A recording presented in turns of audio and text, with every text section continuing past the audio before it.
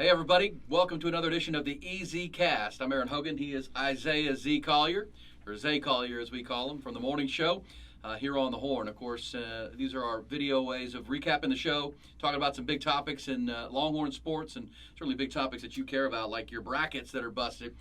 Zay, how are you, bud? Besides my bracket, I'm doing pretty good. Yeah. I'm doing pretty good. Hey, I still have my Final Four, my original Final Four with Baylor, Gonzaga, Houston, and Alabama.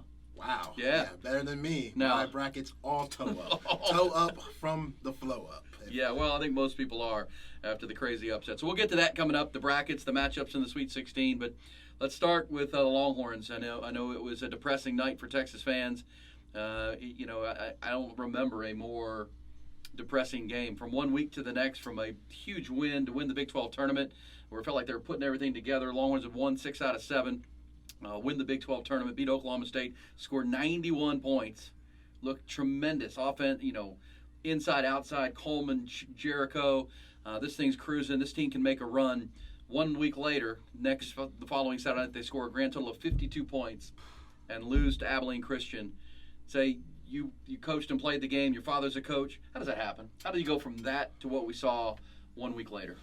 I wish I could figure it out, E. It's the main question that everybody is asking, the main question that everybody wonders: what happened with this Texas Longhorn ball club that was so talented, that won the Big 12 championship? What went wrong? And again, it just comes down to being prepared at the end of the day. It seemed like this Texas Longhorn team got a little bit on their high horse with winning the Big 12 championship, and it seemed like everything that, went into that, going into the tournament, went completely out the window, from, getting the ball inside, which they had the advantage against Abilene Christian, to taking care of the ball, which you should have known Abilene Christian leads the nation in turnovers. And I know they're a mid-major, but still, they're still playing scholarship players. They still put their pants on, their shoes on the same as you do. So you got to go out and play. And if you're not prepared for that, then you could see what we saw, Saturday night. Well, two things on that. I agree with you 100%. I mean, it's if Texas lost to Abilene Christian on a Tuesday night game at the Irwin Center, right, people would be ticked off, right? People would be pissed. Like, how do you lose to Abilene Christian? One of those, revenue games for ACU. They show up on a Tuesday night and lose. This was the tournament. This is March Madness. This is, how are you overlooking a team? How are you flat? To say unprepared, and I agree with you, Texas looked like they rolled the ball out, hadn't watched any film on Abilene Christian, and I can't imagine that's the case with Shaka Smart and his coaching staff, but they looked surprised by the defense that Joe Golding threw at them. They were in Indianapolis all week long. Yeah. There was no travel. They went straight from the Big 12 tournament to Indianapolis. They could have gotten as much practice and film time in as they wanted because of all the COVID restrictions. That's all they could do. Right. And to be unprepared in that game was just bizarre. And I thought it was really highlighted last night when UCLA rolled in the second round and thumped ACU by 20 points. And Mick Cronin, the announcers on the CBS broadcast, pointed this out. Mick Cronin, the UCLA coach, told his team, arrogance will get us beat against this team. Yeah. Essentially saying, if you do what Texas did, be arrogant and just show up, they'll beat you. And UCLA went out. They were focused. They didn't turn the basketball over. They used their superior height and athleticism, and the game was never in doubt. That should speak volumes to what Shaka Smart allowed to happen here. That his team got arrogant, they got high on their horse, and isn't that what the coach's job is to do, to make sure that doesn't happen? 100%.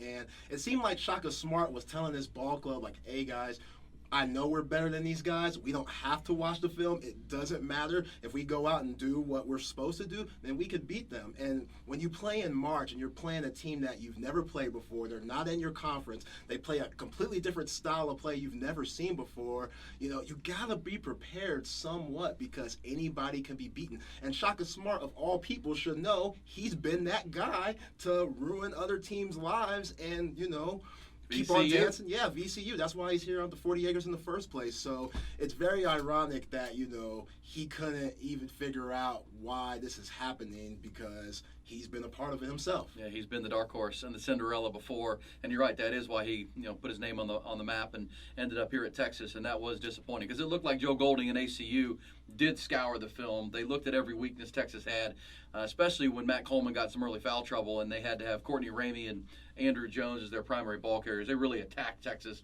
with that press and forced those turnovers. And that got Texas all of a sudden. Now the nerves creep in. Texas did play good defense that night, but boy, they were really bad on offense. 52 points, and as we've said a lot, you lose a game to a team that shot 29%. 29%. They shot under 20% from three-point land, and you still lost to a 13 seed. Yeah. Inexcusable. ACU only had one way of winning, and that's making the game as ugly as possible. And it's kind of like in football when you have a team that's, on the other side, there's a great quarterback, a great offense, and a great defense for that is keeping that guy off the field. ACU would get rebounds, and they would slowly walk it up the court, use the whole entire shot clock, and then they would force you to take bad shots on the other end. So, yeah, it's very disappointing, very unacceptable, but it's the madness, baby. That's what you expect. Well, because of Texas's turnovers and the offensive rebound. How about the offensive glass? That's totally effort. 18 offensive rebounds for Abilene Christian, the shortest team in the tournament. They put up 27 more shots than Texas, shot attempts, because of those lost possessions on Texas turnovers and the extra possessions on offensive boards. Just everything inexcusable. We'll see what happens with Shaka Smart. It was a good regular season, but I believe coaches are judged by March. What do you do in March? Is your team ready to play? Can you be that Swiss Army knife and play any style that you're going to see, navigate in a tournament? Big 12 tournament's one thing. You've already seen those teams twice this year. That's a third time around. That's what makes March Madness so great. It's unfamiliar teams. It's new styles. And Texas 0-3 in Shaka Smart's 3 all-time NCAA tournament games. All right, Isaiah, easy cast here. Now that we know who the 16 teams are, let's have some fun. We'll do this a couple times this week and help you fill out your brackets or make your picks if you want to. But let's just start with this little overview. Let's reseed this thing. We'll go through the first 5 teams left, and we'll do more later. But Gonzaga is the best team left. They were the best team going in, and they're the best team left. They've outscored their 2 opponents by almost 60 points in 2 blowout victories. Any doubt? It's hard to go against this Gonzaga team at all because they have so many different ways to play, so many different ways they could win. You start with Timmy, their post player, who's an absolute stud, and he's the guy that teams can't really double because they're such good shooters on the outside. So when you have arguably, one of the best big men down low, what can you do when you have arguably some of the best shooters in Corey Kispert, Jalen Suggs on the outside? So you're basically picking your poison with Gonzaga, and so skilled, man. Yeah, they're relentless. They're playing with a chip on their shoulder because they felt like they could have had this last year. They all came back. There's a look of this Gonzaga basketball team like the Alabama football team of last year. There's just so much talent. And what do you take away? I mean, Najee Harris was running the ball. They got the great offensive line. Devontae Smith. I mean, you just can't take it all away. And defenses are just caught between, you try to take something away and you can't. And that's where Gonzaga is, and they're well coached. But Baylor is the second best team. If there's any 1A, it's Baylor. And I did see where Scott Drew said after their 2 wins that were both double-digit that he felt like they're getting back to their pre-COVID Baylor, like before the COVID of March or February that really shut them down for a month, and they didn't just have protocols, they had COVID. I mean, players with COVID, and they looked lethargic coming out of that. Well, they feel like they're getting back to that team that we saw. Yeah, absolutely, and they're just like Gonzaga. They could beat you in so many different ways. When you have a bench player in Matthew Meyer who could come off the bench and create your offense, and you have 3 other guards as All-Americans, you're doing pretty good. So Scott Drew, he's in a really good situation, but Jay Wright and Villanova, that's not going to be an easy task. That's going to be a straight-up brawl. Yeah, Gonzaga gets Creighton. Baylor gets Villanova, and those Philadelphia dudes. They're tough. They're Jay Wright. He'll have a snazzy suit on, I bet. Well, they're a little dressing down now in Indianapolis. All right, so who's the third best team in your mind? If it's Baylor and Gonzaga 1-2, I'll give you some choices. Is it Alabama? Is it Arkansas? Is it Houston at 2 seed? Is it, Bama could be that conversation. Some are arguing for Loyola Chicago, got way underseeded. Who are your third and fourth best teams now as we reseed this thing?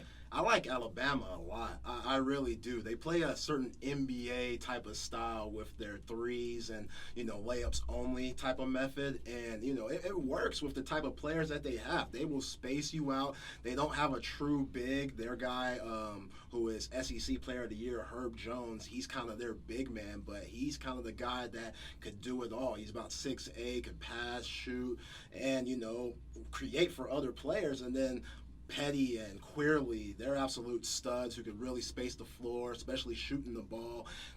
they just come at you in a really, really awkward style because it's so much one-on-one and you're spaced out. It's hard to have a big at center if you're the opposing team just because they could be so slow-footed. You don't want to get in a running match. So Alabama, I think, is one of the teams to look forward to. Definitely, when you keep going. And in this first game where they're going to play, I'm trying to remember who Alabama's going to get in this next round, but you have a whole week to prepare for it. Got all the way till Saturday. It's a quick turnaround. You saw this with Alabama in their second game. Their first game was much closer than their second.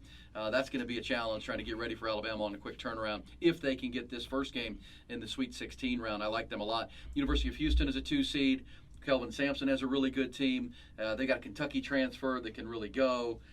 So, that's no fluke of what. They're the, top 7 team all year long, Houston. That's no joke, and Kelvin Sampson's got experience. Yeah, Kelvin Sampson, he's been here before. He understands what March means. And one thing that we're noticing in March is coaches being able to adjust on the fly. You got to be able to, if something's not going right that you've done all year, you got to be able to squash your pride and say, hey, I got to mix it up because I don't know how much time we have left to overcome whatever deficit we're in by the team that's causing us problems. Like, it's only a single game elimination. You got to throw it all on the table, the whole kitchen sink. So with that being said, the best coaches that are coming out, like Jim Boeheim, and Kelvin Sampson, Jay Wright, those guys, this is where they make their mark because they're so good at adjusting from game to game, timeout to timeout, quarter to quarter, minute to minute, and that's what you got to have in March. Playing chess, man, playing chess. And the one team I didn't mention as far as re-ranking, Michigan. Michigan's a 1 seed.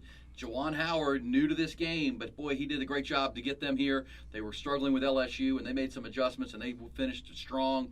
Do you still see them as a 1 seed, even after we saw the Big Ten pretty much collapse in this tournament? One of the 9 teams. Big 12 can say the same with only Baylor, but 9 teams in, only Michigan still alive. How much does that bring them down the pecking order? It's pretty crazy. It's pretty crazy to see because that's all we talked all year, Big 12, Big 10, which, teams were going to make the Final Four out of those. But, man, Juwan Howard, what a job that he's done. And he takes so much pride in his alma mater at Michigan. You could really tell because he's about to fight coaches and whatnot. Like, he has that certain fire that he had when he played. And I knew Juwan Howard was going to be a good coach because he was never a superstar. From even during the Fab 5 days, he always played to Chris Webber, Jalen Rose. When he got into the NBA, he was always a role player. So when you're a role player, you kind of understand, personalities and different, roles on your team, and you could relate to that. So when he came back to Michigan, it's easy for him to make adjustments. Sometimes they'll throw man out there. Sometimes they'll play zone. It depends on the feel of the game. And Juwan Howard, he's got some guys, got some shooters. I like Wagner, who his brother's an NBA player. He spent the whole time with him this summer during quarantine. You could tell that he played with NBA players all year. Mike James looks like a little Mike Conley Jr. out there. So even without one of their best players, Michigan is doing a really great job, and they've definitely been the surprise team of the tournament, even though they're a number 1 seed. Yeah, because the rest of the Big Ten disintegrated. All right, well, that's our easy cast. That's an overview of how this thing plays out. The Shaka Smart conversation will continue all across the Horn platforms with still no tournament wins, 6 seasons in now. And obviously spring football's here. We've got football to talk about, and the Texas baseball team that's off to a great start. So we'll be kicking that around. Isaiah Collier, I'm Aaron Hogan. It's the Easy Cast. We'll do one again before the end of the week. We're going to come back with another one of these and make the official picks of who's going to be in the Final Four come next week. Because remember, Sweet 16 games are Saturday and Sunday. Elite 8 games will be Monday and Tuesday of next week. But we'll hit you back probably Thursday with another Easy Cast and get you our official picks from the expert, Isaiah Collier. I'm Aaron Hogan. Y'all have a great day.